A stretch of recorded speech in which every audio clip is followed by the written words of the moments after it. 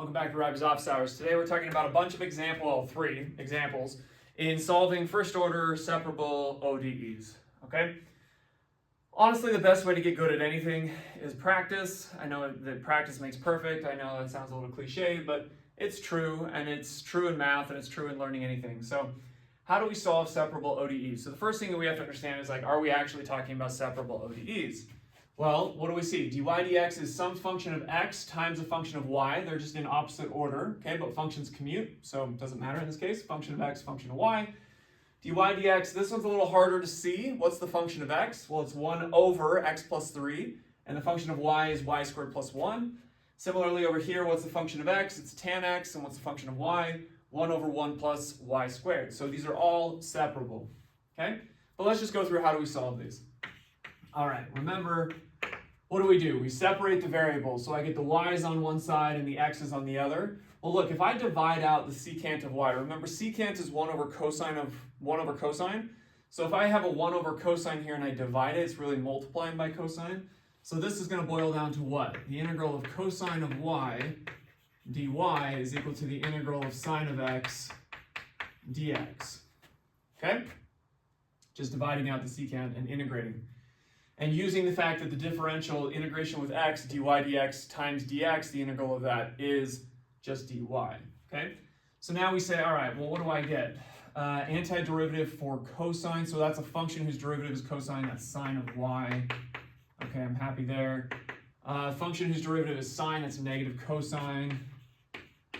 And I gotta add my constant. And you know what? I'm gonna leave it right there, okay? You could argue, you could say, well, why don't you take arc sine or sine inverse on both sides and do all and solve for y? And it's like, if you want to do that, more power to you. Okay, that's completely fine. I'm going to leave it in this form. Okay, so remember, we're using the fact that the differential of y is, by definition, the derivative of y with x times dx. We're utilizing that to justify that integral. Okay, we're going to do that in every single one of these. All right, so the next one here, what do? So I separate my variables. So remember, I got to get the y's over to one side. So I'm going to get a 1 over y squared plus 1 dy. I'm going to integrate this. And that should be the integral of what? What's left? 1 over x plus 3 dx. Okay? So now I got to kind of dig deep into the treasure trove of antiderivatives. Let's see. So 1 over 1 plus y squared, that's arctangent. Okay, so that's arctan of y. Remember, the derivative of arctangent, or tan inverse, however you want to notate it, that's fine.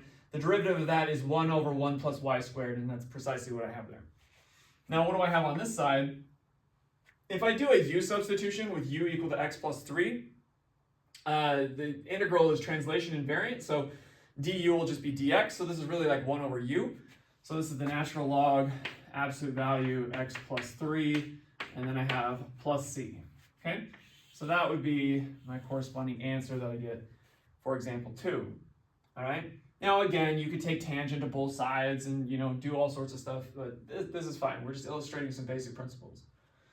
All right, what do I get over here? Separate the y's and the x's, so this will be what? Integral of 1 plus y squared dy is equal to the integral of tangent.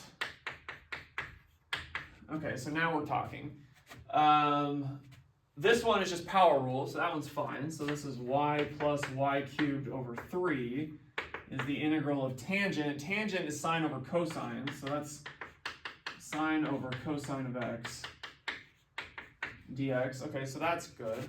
And I notice if I do a u substitution with u equal to cosine, then du is minus the sine of x dx. Check it out, another differential. Turns out they're important. This is equal to what? Minus the integral of 1 over u du, which is minus the natural log absolute value of u. That's cosine. And then plus a constant. Okay? If I translate this down, I get y plus y cubed over 3, y plus y cubed over 3. Something like that. Now, you can be super sneaky, all right? This is completely fine, by the way. This answer is completely fine. But remember properties of exponents. You can bring that in as an upper exponent. So cosine of x to the negative 1. What is cosine of x to the negative 1? That's 1 over cosine, which is secant.